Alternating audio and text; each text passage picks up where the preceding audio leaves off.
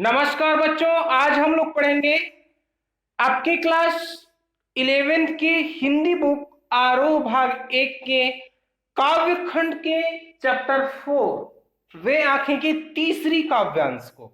हम लोग वीडियो के पार्ट 1 और पार्ट 2 में पहले और दूसरी काव्यांश को पढ़ चुके हैं। तो आज की इस वीडियो में तीसरी काव्यांश को पढ़ेंगे। ठीक है, तो तीसरी काव्यांश क्या है देख लेते हैं। बिका दिया घर द्वार महाजन ने न ब्याज की कौड़ी छोड़ी, रह रहा आंखों में चुभती वह कुर्क हुई बरधों की जोड़ी। उजरी उसके सिवा किसे कब पास दुहाने आने देती, आंखों में नाचा करती उजड़ गई सुख की खेती। तो इसका संदर्भ देखेंगे, संदर्भ पहले की तरह ही लिखना है। चैप्टर का नाम, बुक का नाम और राइटर का नाम लिखना है। प्रसंग में हम क्या लिखेंगे कि प्रस्तुत काव्यांश में सुमित्रानंदन पंत जी ने किसानों की दुर्दशा का यथार्थ चित्रण करते हुए, किसानों की दुर्दशा का यथार्थ चित्रण करते हुए महाजन के अत्याचार और शोषण का वर्णन किया है या फिर उनका भी चित्रण किया है।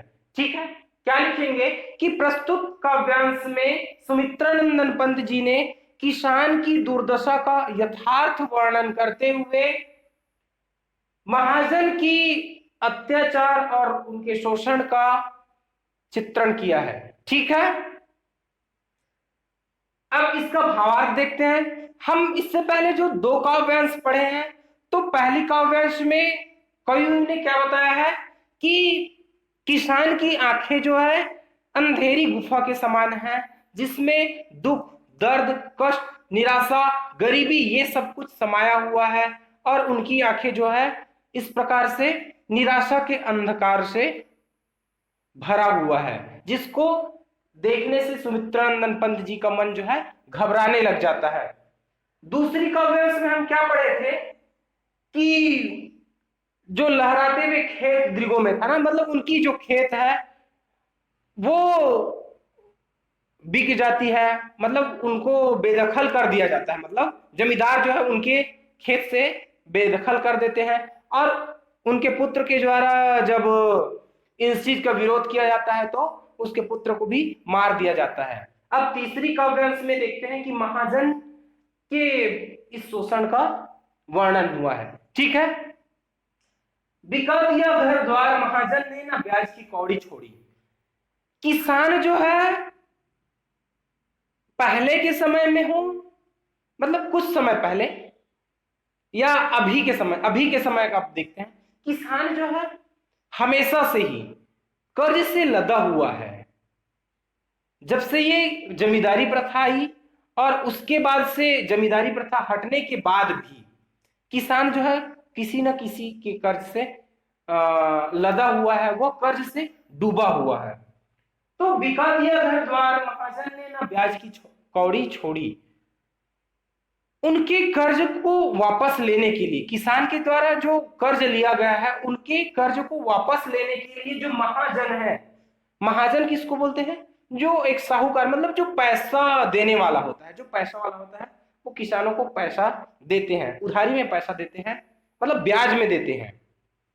ठीक है, तो वो महाजन जो है किसान से पैसा लेने के लिए किस प्रकार से उनका शोषण करते हैं, उनसे किस प्रकार से पैसा लेते हैं, उसके बारे में दिया है कि उनका घर द्वार जो है बिक जाता है। किसान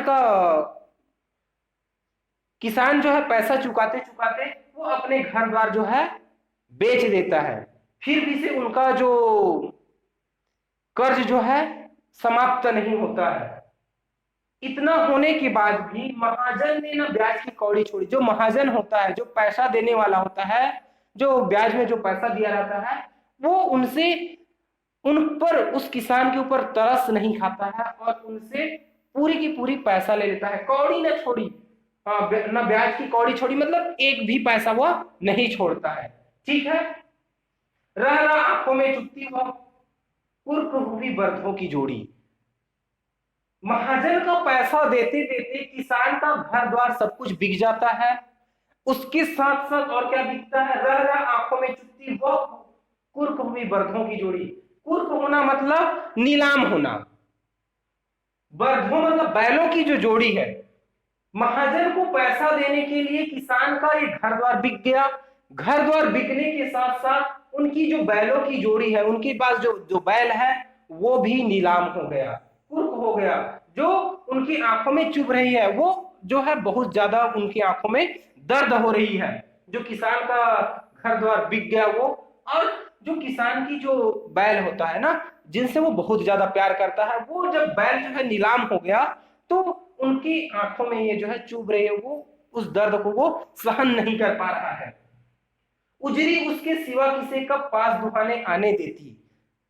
उसके घर द्वार और बैलों के बिकने के साथ साथ और क्या बिक गया, उनकी उजरी गाय, मतलब उनकी उजरी मतलब जो दुधारू गाय है, जो दूध देने वाली गाय है, जो उस किसान के सिवा किसी को भी अपने पास नहीं आने देती थी। सिर्फ और सिर्फ वो किसान ही उस गाय से, उस उजरी, उजरी उनका नाम होगा, तो उजरी के पास सिर्फ और सिर्फ किसान ही जाता था और किसान ही उनसे दूध निकाल पाता था। उस गाय को भी इस महाजन के ब्याज को देने के लिए, इस महाजन के पैसे को चुकता करने के लिए उस उजरी गाय को भी किसान को क्या करना पड़ा, बेचना पड़ा। तो वो क्या क्या बेचता है, वो अपना घर द्वार बेच देता है, अपनी जो बैलों की जोड़ी है वो भी बेच देता है, और अपनी जो दुधारू गाय है उसको भी वो किसान जो है बेच देता है। क्यों बेच देता है, उस महाजन के पैसे को देने के लिए, उस महाजन के ब्याज को देने के लिए। ठीक है। अब आंखों में नाचा करती उजड़ गई जो सुख की खेती। कविवर यहाँ पे लिखते हैं कि इस काव्य से अंतिम पंक्तियों की, अन आंखों में नाचा करती उजड़ गई जो सुख की खेती। तो उसकी आंखों में आज भी वो हरे खेत जिसका वो पहले मालिक हुआ करता था, जिनसे उनको बेदखल कर दिया गया, जिस समय में वो स्वावलंबी था, जिस समय में उस किसान को भगवान का दर्जा दिया कर जाता था, जब वो लोगों को खाने के लिए अन्न उपजाता था, तो वो समय की जो किसान की जो खेतों में जो हरियाली थी वो जो है उनकी आंखों में झूमती है। लेकिन वह भी क्या है, उजड़ गई जो सुख की खेती। वो जो सुख की खेती थी, जो पहले का जिस समय था, वो जो है इसकी आंखों में आ रहा है, इसकी आंखों में जो है वह झूल रहा है। ठीक है। इसका भावार्थ हम एक साथ देखते हैं। तो किसान जो है पूर्ण रूप से कर्ज से दबा हुआ है, वह महाजन के कर्ज से दबा हुआ है। तो महाजन के कर्ज को देने के लिए वह अपना घर द्वार बेच देता है, और जिससे उसकी ब्याज जो है, उसकी जो कर्ज जो है पूरी तरह अदा नहीं होती है। तो पूरी ब्याज देने के लिए और पूरी पैसा देने के लिए उसको अपनी बैलों की नीलामी करनी पड़ती है, और तो और साथ ही साथ उनको अपनी गाय को भी बेचना पड़ता है, जिस गाय को वो सिर्फ सिर्फ किसान ही उनसे, उस गाय से दूध निकाल पाता था, उस गाय को भी उनको बेचना पड़ता है। और इस प्रकार से किसान की आंखों में वो जो पहले का समय था, जब वो किसान स्वावलंबी था, जब किसान को अच्छी दर्जा दी जाती थी, उस समय की बातें जो है उसकी आंखों में आ जाती है। ठीक है। अब इसमें विशेष देखते हैं। विशेष में क्या हो जाएगा, विशेष में लिख सकते हैं कि महाजन ने ना ब्याज की कौड़ी छोड़ी। यहाँ पे ड़ और ड़, तो अनुप्रास अलंकार, ड़ की आवृत्ति है तो अनुप्रास अलंकार है। कुर्क हुई बर्धों की जोड़ी यहां पर नहीं है, यहाँ पे रह रह में पुनरुक्ति प्रकाश अलंकार है। रह जो है दो बार आया हुआ है तो पुनरुक्ति प्रकाश अलंकार। ठीक है। उजरी उसके सिवा किसे कहो, यहाँ पे उ और उ की आवृत्ति है तो यहाँ पर भी अनुप्रास अलंकार है। ठीक है। और क्या लिख सकते हैं, ये तो कला सौंदर्य हुआ। इसके भाव सौंदर्य में लिख सकते हैं कि महाजन के अत्याचार और शोषण का चित्रण किया है। और क्या लिख सकते हैं कि किसानों की दुर्दशा का चित्रण किया है। ठीक है। इसके कला सौंदर्य में और लिख सकते हैं सहज एवं सरल भाषा का प्रयोग हुआ है, खड़ी बोली का प्रयोग हुआ है। ठीक है। अब इसमें देखते हैं कि इसमें किस प्रकार से क्वेश्चन पूछे जा सकते हैं। तो किस प्रकार से क्वेश्चन पूछे जा सकते हैं कि महाजन ने किसान से ब्याज का रकम वसूलने के लिए क्या क्या करता है। तो किसान से पैसा वसूलने के लिए क्या क्या करता है, उसका घर द्वार बिकवा देता है, बैलों की जोड़ी को नीलाम करवा देता है और उसकी दुधारू गाय का भी नीलाम करवा देता है। ठीक है।